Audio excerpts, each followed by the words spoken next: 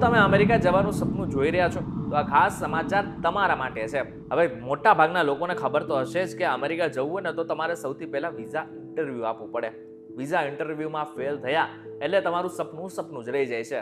American સરકારે એક મોટો ચેન્જ લાવ્યું છે અને અમેરિકન સરકારે એક નવો નિર્ણય પણ લીધો છે, જેમાં વિઝા ઇન્ટરવ્યૂને લઈને જેટલી પણ વસ્તુઓ છે એ બદલી નાખી છે. એટલે કે ઘણા બધા ચેન્જીસ આવી ગયા છે. ત્યારે શું છે ચેન્જીસ જાણીશું આજના ખાસ વિડીયોમાં. Hello, ladies and gentlemen. This is your captain speaking. We'll be landing in the airport in just a few minutes. What's up guys, welcome to Wait with This and my name is Karan Charotra. હવે America જવાનું સપનું તમારું હશે મને ખબર છે, એટલા માટે થઈને તમે આ વિડીયો જોવા માટે આવ્યા છો. પરંતુ હવે જો ચેન્જીસની વાત કરીએ તો સીધા મુદ્દા ઉપર આવી જઈએ. કારણ કે હવે વિઝા ઇન્ટરવ્યૂમાં તમારે જો કોઈ પણ પ્રકારની ભૂલ થાય છે, ના માત્ર પ્રશ્નોના સવાલ જવાબને લઈને પરંતુ બાકીના ડોક્યુમેન્ટેશનની પણ ભૂલો થાય છે ને, તો પણ તમારું જે વિઝા ઇન્ટરવ્યૂ છે ને એ કેન્સલ તો થાય છે, તમે ફેલ પણ થાવ છો અને આગળના સમયમાં તમે અમેરિકા જઈ પણ નથી શકતા.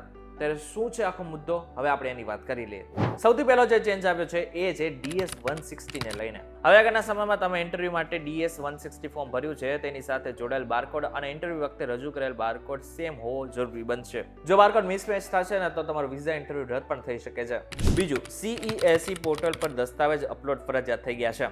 હવે તમારા આગળના સમયમાં ઇન્ટરવ્યૂ આપવાનું હોય ને એના 72 કલાક પહેલા આ વેબસાઇટ ઉપર તમારે ખાસ કરીને તમારા જેટલા પણ ડોક્યુમેન્ટ છે ને એને સૌથી પહેલા સબમિટ કરવાના રહેશે. જો તમે સમયસર દસ્તાવેજ અપલોડ નહીં કરો તો તમારું ઇન્ટરવ્યૂ આપમેળે રદ થઈ જશે અને તમે ચૂકવેલી $185 ફી જતી રહેશે. બીજું, ગેરકાયદેસર 2000 જેટલી અપોઇન્ટમેન્ટ હતી ને એ રદ થઈ ગઈ છે. હંમેશા યાદ રાખો કે ઓથોરાઇઝ જેટલી પણ પદ્ધતિઓ છે એના દ્વારા જ તમારે બધું જ રજીસ્ટ્રેશન કરવાનું છે. ફેક એજન્ટો અને આની સાથે જે લોકો સ્કેમ કરી રહ્યા છે એવા એજન્ટો સાથે જો તમે મળીને આ પ્રકારનું ફોર્મ ભરો છો, એપ્લિકેશન કરો છો અને આની સાથે થર્ડ પાર્ટી થ્રુ તમે કોઈ પણ પ્રકારનું એપ્લિકેશન કરો છો તો પણ તમારું જે એપ્લિકેશન છે એ રદ થઈ શકે છે અને આની સાથે વિઝા ઇન્ટરવ્યૂ પણ રદ થઈ શકે છે.